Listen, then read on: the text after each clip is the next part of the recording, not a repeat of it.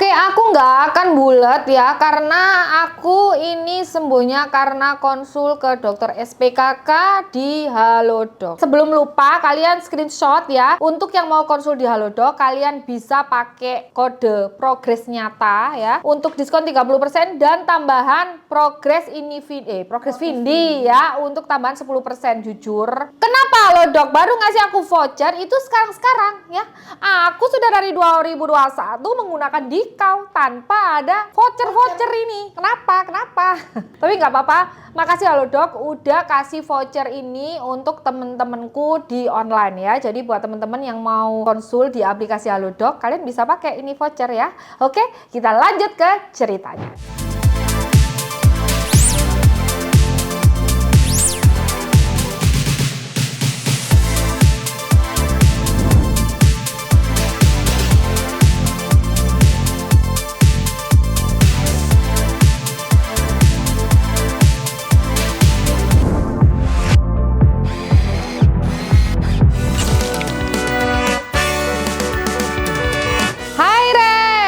Lagi ke Acne Storyku part ke 1930. Aku pingin jujur mandek sampai di sini ya, karena udah 4 tahun berjuang dengan acne ya. Kalau kalian pingin cek ya Acne Storyku yang part 1, 2 atau mungkin ada part 3, aku lupa sampai ya. Iya, sampai lupa. Soalnya udah lama aku nggak bikin ya. Kalian cek aja. Linknya udah aku taruh di description box. Oke, singkat cerita ya, aku ini jerawatan karena krim bermerkuri ya.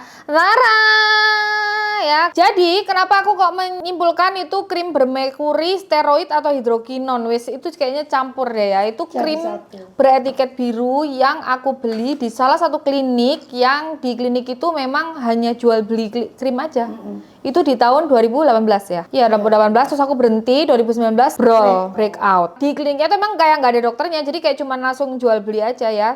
Toner yang menyengat, baunya menyengat, warnanya hitam menyengat, terus krim yang lengket, mengkilap ya, itu semua tuh udah hidroquinon, merkuri, steroid sudah masuk di situ semua ya. Dan ketika prosesnya itu mengelupas sampai parah, terus habis itu putihnya, kulitnya tuh bukan glowing, tapi merah, sensitif ya, jadi merah.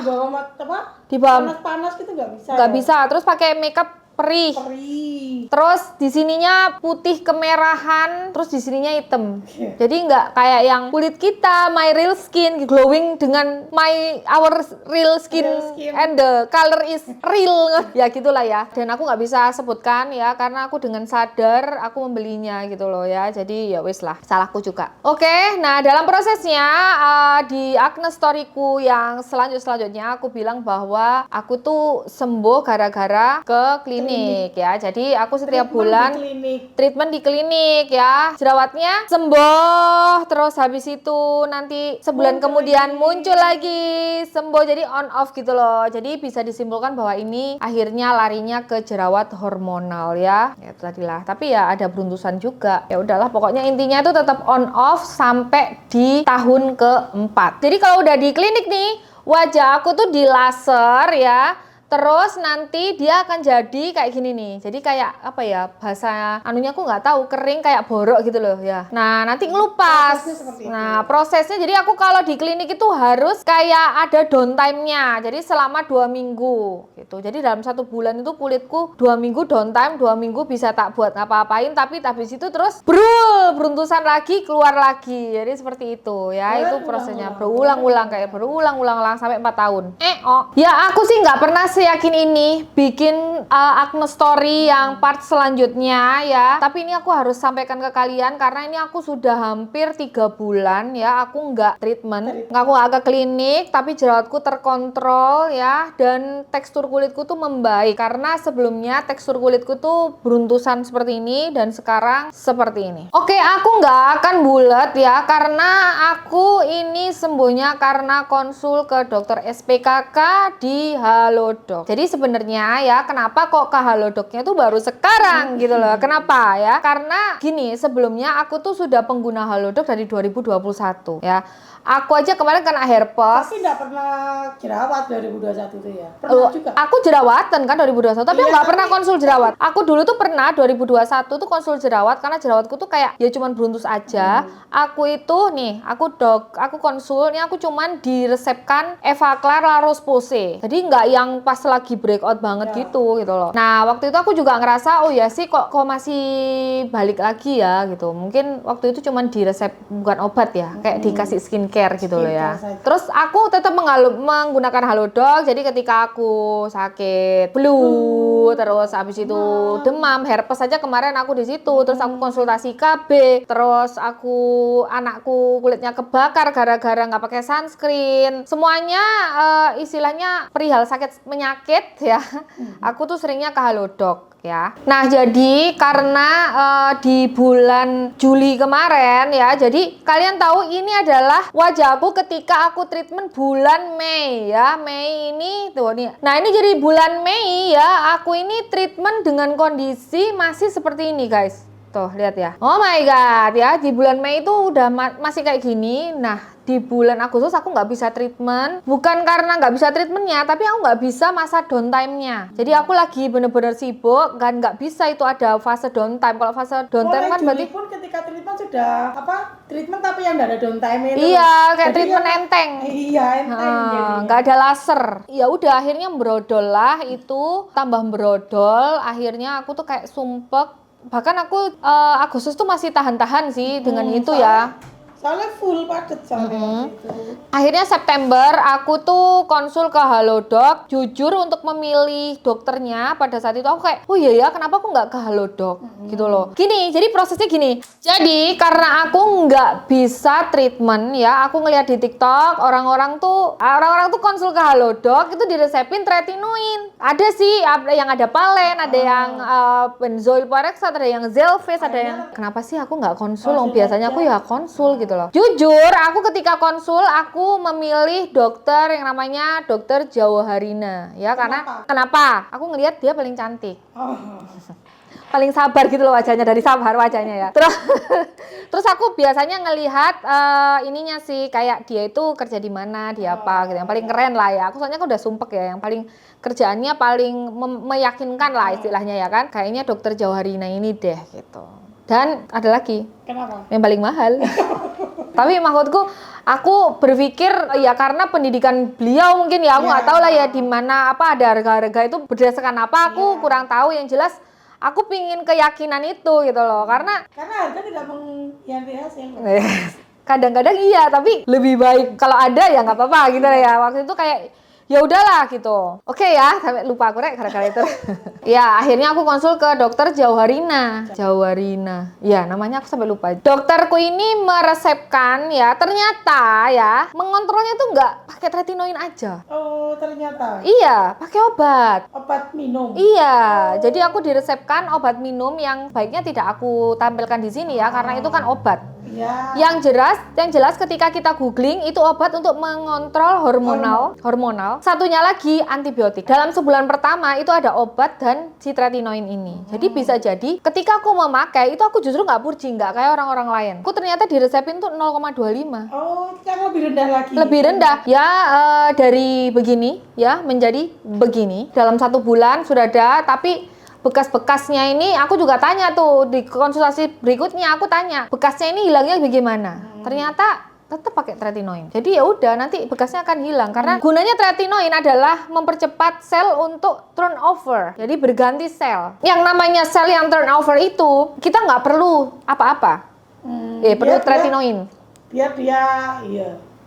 Seperti itu guys ya. Jadi makanya aku disclaimer buat teman-teman yang langsung beli tretinoin tanpa harus konsul dokter, hati-hati ya. Kalian googling dah yang mengalami purging tretinoin. Itu kalian lihat dah. Apalagi kalian nggak punya pegangan. Kalau aku kan kalau ada apa-apa tanya ke dokter. Bahkan aku tuh kayak merasa, dok aku kok nggak purging. Loh tambah nantang. Itu aja dokternya kayak, belum ya sabar. Ini masih ada jerawat yang masih aktif ya. Cuman kayak better banget dibanding kemarin-kemarin. Dan ini aku tanpa treatment ya. Biasanya itu kan aku treatment baru sembuh. Udah 3 bulan ini, alhamdulillah ya. Untuk pertanyaan, ketika pakai tretinoin jerawat bisa kambuh nggak? Nah, Masih. masih bisa. Masih, karena apa? Jerawatku ini kan hormonal. Kalau hormonku kacau, ya tetap. Sekarang kondisi kulitku ya adalah seperti ini. Mungkin bisa ditampilkan ini kondisi kulit tanpa makeup ya. Jadi apa namanya, di bulan ketiga kondisi kulitku seperti ini. Cuman masih ada kayak bekas-bekas jerawat ya, dan jerawat nih satu nih, dua nih. Tahu sendiri nih biasanya kebanyakan juga hormonal sih di bawah teman. Nggak ada istilahnya sih jerawat muncul di sini tuh karena hormon gitu. Nggak ada. Cuman ya, jadi inilah pengalamanku mengenai sembuh jerawat menggunakan Halodoc ya. Tapi memang masih berprogres ya. Dari segi tekstur aku merasakan ketika memakai tretinoin tuh sungguh-sungguh sangat membaik ya, lebih halus. Tekstur lagi. Iya. Sama setelah ke klinik gitu kan, setelah beberapa minggu Mulai ada tekstur. mulai bertekstur lagi. Kalau di klinik halus. Halus. Terus kalau seminggu Setelah kemudian atau 2 minggu kemudian 2 minggu bertekstur kemudian lagi. kembali lagi bertekstur. Ya, ini tuh kayak apa namanya, konstan gitu loh. Cuman kulit itu juga jadi lebih kering. Tapi aku jadinya kulitku normal karena kulitku ini oily. Nah, makanya itu tadi aku selalu tegaskan bahwa tretinoin ini itu nggak untuk semua orang gitu loh. Jadi pastikan kamu konsul ke dokter. Untuk skincare yang aku pakai ya, itu adalah tretinoin, lalu ada apa namanya, moisturizer, dan juga obat-obatan plus calm down-nya something ya. Jadi ini yang aku pakai. Jadi benar-benar minimalis ya teman-teman. Jadi zat aktif yang aku pakai ya di tretinoin itu. Jadi kalau misalnya kalian mau aku bahas perbedaan tretinoin, retinol, dan retinal ya, nanti akan aku bahas lebih lanjut ya. Oke, jadi segini dulu videoku kali ini. Jangan lupa ya kalau kalian ingin dapat potongan ya ketika kalian konsul. Jadi daripada kamu cari-cari skincare kiri kanan ya. Kalau misalnya kalian nyuruh aku kayak skincare, masuk parfum kita semprot no. Skincare udah aku coba mulai apa lah, 4 tahun ini aku nggak tidur tok rek. Aku iki nyoba skincare, kak pakai ini pakai itu kak. Nah, sudah, mungkin nggak semua, tapi kulitku, wajahku cuma satu ya, mohon maaf ya. Terus yang ketiga adalah, kak coba deh nggak usah pakai skincare, sudah. Iya, kalau misalnya nggak boleh makeup, ini aku jerawatan kan 4 tahun ini ya. Lah aku makeupan mulai 10 tahun, ya kenapa kok nggak dulu? Wong ini jelas-jelas jerawatan habis pakai krim merah kuncrit, ya. Ketiga, makanlah ya. Nih, makanan udah kayak apa nih? Nih. Ini makananku nih. Ayo coba ganti lagi. Nah, ini diet model apa aja itu udah aku lakukan. Buat teman-teman yang masih berjuang ya, aduh, nggak usah. Tetap semangat ya. Kamu nggak usah apa namanya, kamu nggak sendiri ya. Kamu nggak sendiri. Aku nih tahu banget perasaanmu untuk berjuang ya. 4 tahun Mbak ya. On off. Aku awalnya tuh sharing tuh sering. Lama-lama sharing tuh kayak bingung sendiri. Kayak terus ini apa ya? Kulitnya ini tambah dicaci. iya, kulitnya tuh gimana ya? Ya. Kok semakin aku sharing semakin disuruh-suruh ini itu ya gitu lah. Jadi kayaknya aku biasanya akan update ketika memang bener-bener aku punya jawabannya. Semoga kalian setelah nonton ini kulitnya sehat, kulitnya sembuh jerawatnya, amin. Yang masih mau, yang baru jerawatan udah mentok tok, coba ini nih ya. Jadi kalau kalian sudah mentok apapun, cobain Halodoc. Atau kalian kayak mau nyobain bingung, Halodoc aja. Ya, daripada kalian nyoba tambah kedelot tuh ya. Ya wes, wassalamualaikum warahmatullahi wabarakatuh. Bye bye. Saya Saji.